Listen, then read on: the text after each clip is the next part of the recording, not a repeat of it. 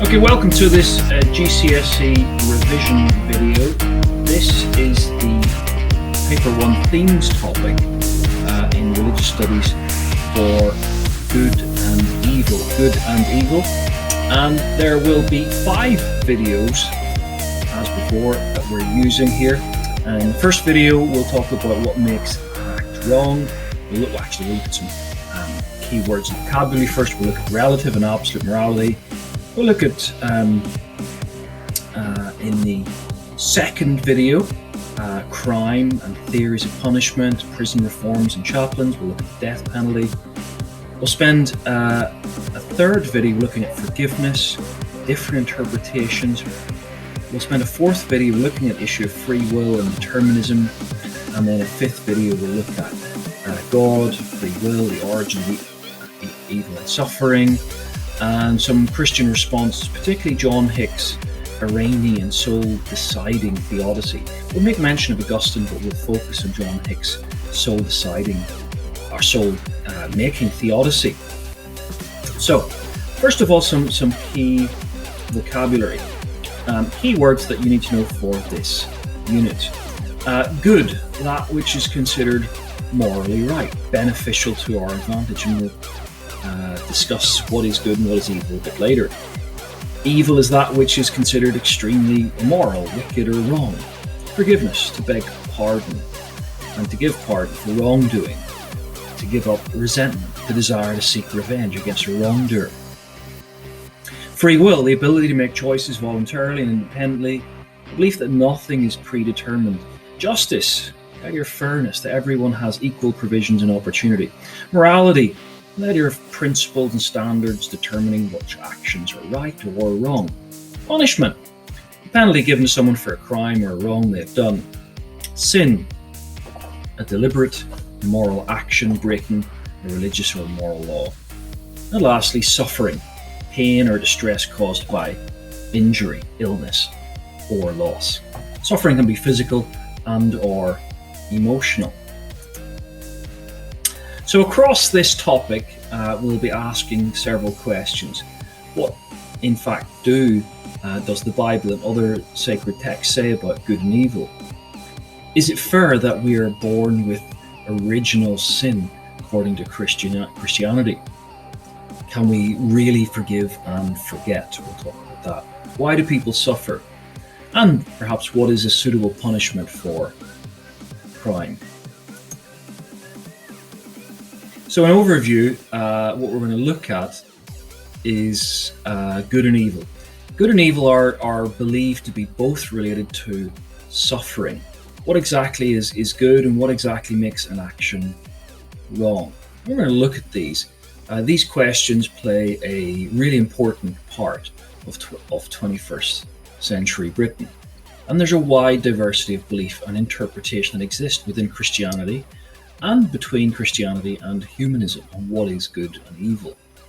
Ultimately going back to debates about whether there is a God that is the source of good and the source of evil, or whether these are just human constructs or creations. At best we can look to psychology or sociology to explain good and evil. Now, both Christians and humanists would agree that there is light and dark within all of us. We're all capable of great good and capable of great evil. That's both our glory and our possible kind of suffering that we cause others. So looking specifically then at what makes an action a moral action.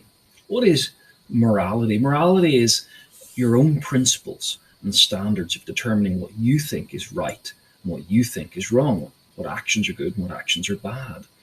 We all have a morality, and in this subject we kind of think about it, we call it ethics. We all have a conscience, an inner voice telling us right from wrong. Christians believe this is what God gives us. Now, what makes people, how do people make moral decisions? Well, making moral decisions is not straightforward. It's not a risk-free process. We use our conscience a lot of the time, and that mostly works perhaps, and it helps us make the right choice. Our free will, we couldn't use our conscience without exercising our free will. Enables us to make decisions. Decisions wouldn't be decisions if we didn't have freedom of choice, freedom of indifference, and choices at our own. So we need free will to be moral creatures. Without free will, we're not moral creatures, and it's worth reflecting. Do animals have free will, or just do they follow their passions? Is this free will a thing that is what is essentially means to be a person, a human? Certainly religions would say so, and Christianity teaches so.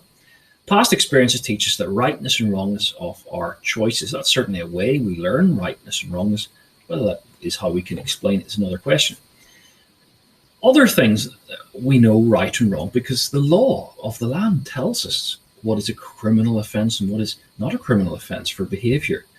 And it's there to maintain peace and order and harmony. And breaking these laws can lead to punishment, fines, community service, and even prison. People consult religious leaders or community elders for advice and guidance in knowing what is right and wrong. And this is accepted. These people have experience and wisdom to offer. Religious people look further to religious teachings, sacred texts, before making decisions. The Bible, for Protestants, all scripture is God-breathed and useful for training. Useful for training, there you go. And in righteousness. Some would look to the example of great Christian leaders like Martin Luther King for guidance on issues from justice and racism, things like that. Moral decision-making is a difficult process because each case and each decision is unique. And the idea that we would exercise love and use it as the only guiding principle is called situation ethics. Some Christians think we shouldn't bring too many rules, if any rules, to ethical situations. We should just follow love and be the most loving. Other Christians, particularly the Roman Catholic Church, disagree. We must follow natural moral law and the precepts, the 5 precepts of Thomas Aquinas. In situation ethics, the idea is that certain behavior may be right and wrong depending on the situation. So what is wrong? Well, generally we could talk about any act or behavior that goes against what is an accepted moral, an accepted religious or ethical code that is considered to be wrong. It's something we declare wrong. Is it actually wrong, or is it just something that is a human construct? That's an important debate that divides humanists and religious people. Much like the term good or wrong, these are relative terms in some ways and can be situational. For example, what is wrong in one situation might be the right thing to do in another situation. And it's a really difficult thing. Stealing is wrong if it's out of personal greed or financial gain. However, few people would condemn or punish a parent who steals a loaf of bread to feed their starving children. Maybe what they've done is wrong, but it's a different kind of wrong. It's serving a greater purpose. And so there are interesting and difficult and challenging debates to be had about right and wrong, about absolute and relative forms of ethics we need to talk about just now. So some people are very relative in the way they make decisions. They are utilitarian. So a utilitarian would say, I believe that we should make choices based on how happy it will make other people. The choice that produces the most happiness is the correct one, because it's affected the greatest number of people. Punishment should also be considered in a utilitarian way. Which punishment will cause the most unhappiness to criminals and the most happiness to society, perhaps? And so humanists tend to think this way, and very liberal Christians as well would be utilitarian. We're all a bit utilitarian. It's whether we use that as the only way of making moral choices. Reason and logic guide our decision making. That's in a way what utilitarianists are saying. I try to look at the situation. So the very liberal religious person would say, what's the situation or the dilemma? They look at it in a factual way and they try and make a kind of common, intellectually good way of thinking. What's the loving thing to do without emotion or influence, religion, or especially law? Joseph Fletcher was against making legal kind of decisions. I make and Fletcher felt his situation ethics was very rational. Well, it might be. Typically, other Christians disagree. The Roman Catholic Church talks about the tyranny of relativism. The tyranny of relativism is a quote by the Pope, particularly targeting relativist ethics or relative ways of thinking. So does God exist? Does he give divine commands that are the source of morality, the source of right and wrong, perhaps based on his nature? Or are these just constructs that we have to do our best with? Both religion and between religion and Christianity and humanism are divided. So 2 types of morality: absolute morality. So a person who has a principle or a moral rule, such as do not kill, believes it's wrong to kill in all situations. It's typically wrong to kill, no matter what the context or the circumstance. A person might believe that all killing, like war, is wrong.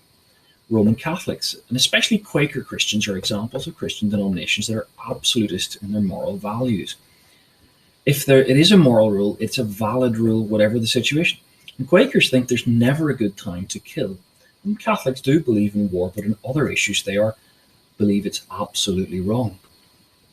A deeper question is the idea of objective morality.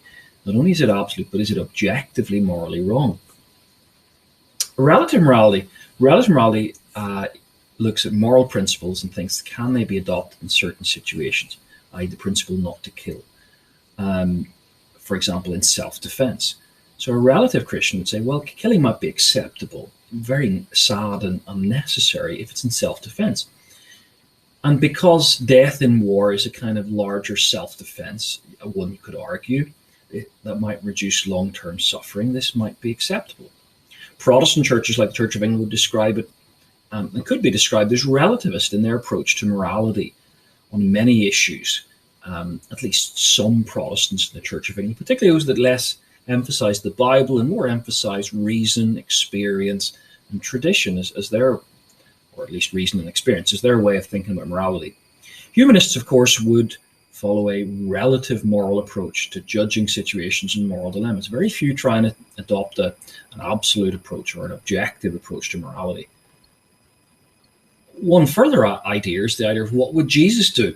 And this was started by an evangelical Christian in back in the 1960s, actually, but it came to prominence in the 1990s, and people wear bracelets to remind them of Christian beliefs, prompt them to make ethical and moral decisions in keeping with the life and teachings of Jesus.